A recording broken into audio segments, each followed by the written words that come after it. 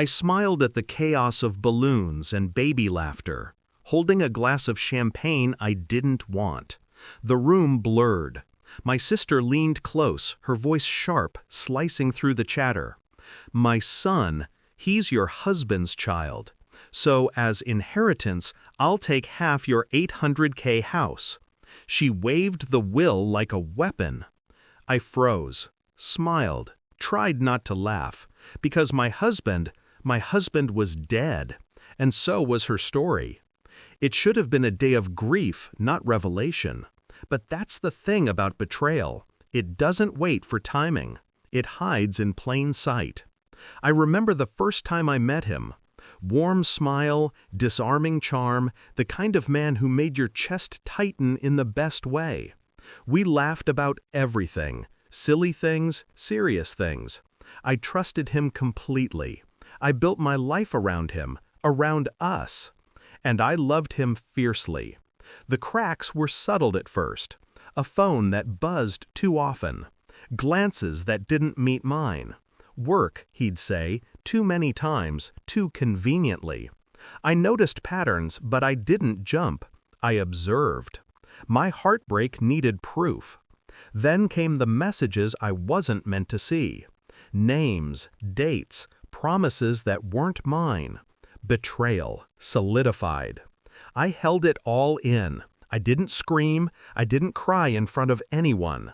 I planned. That was my first taste of control since learning of his deception. My love had been a blindfold. My vengeance would be the unmasking. I studied everything, his finances, his habits, his small weaknesses. I traced every lie to its source. Every friend he confided in became a piece of a puzzle. And I waited, patient, methodical. The law, his pride, his arrogance, they became my tools. Months later, the plan fell into place like clockwork. I secured legal documents, alerted banks, notified executors. I created a trail of accountability, invisible but ironclad. When the truth hit him, he wouldn't have a single move left. My husband's life insurance, his accounts, the assets he'd planned to shield, they were mine to control. Every cent, every claim meticulously mapped. And the best part? I never had to confront him. He was gone. But his legacy, his lies, would be dismantled piece by piece. That's where my sister stepped in, thinking she could profit from deception. I could see it, the same arrogance, the same assumption of ignorance. So there I was, in the middle of streamers and squealing toddlers, watching her expect triumph.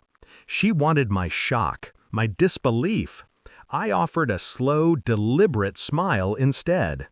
"Oh," I said, "I see." Her eyes narrowed. The will in her hand trembled slightly.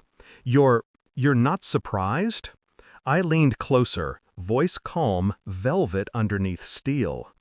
"I don't think you understand. Your claim is meaningless. Half of nothing is still nothing." Her face drained of color. I let her think. A moment of silence, heavy and charged, wrapped the room. She scanned my expression, looking for fear, outrage, weakness. She found none. Only the quiet certainty of justice executed. I watched the slow realization crawl over her. The baby cooed, oblivious to the battle of adults around him. My sister's fantasy of inheritance shattered before her eyes, brick by brick. She didn't see it coming, because she underestimated the one she betrayed. I let her stew in it. Let her imagine the humiliation she would carry to her grave. I sipped my champagne. The sweetness was irrelevant. The satisfaction? Intoxicating. I didn't need to gloat. My calm said more than any words. Justice. Delivered. Controlled. Elegant. Walking out later, I felt weightless. The house, the real inheritance of love and life, was intact. The betrayal's echo lingered, but I no longer carried it. My husband's secrets, my sister's greed, my own heartbreak, they had all been weapons I wielded with precision. And in that quiet, fleeting moment, I realized something. Revenge isn't loud. It doesn't need an audience. It's a slow, inevitable unveiling of truth. And when it lands perfectly. I didn't lose. I rose. And the world would never see the cunning beneath my calm until it was too late.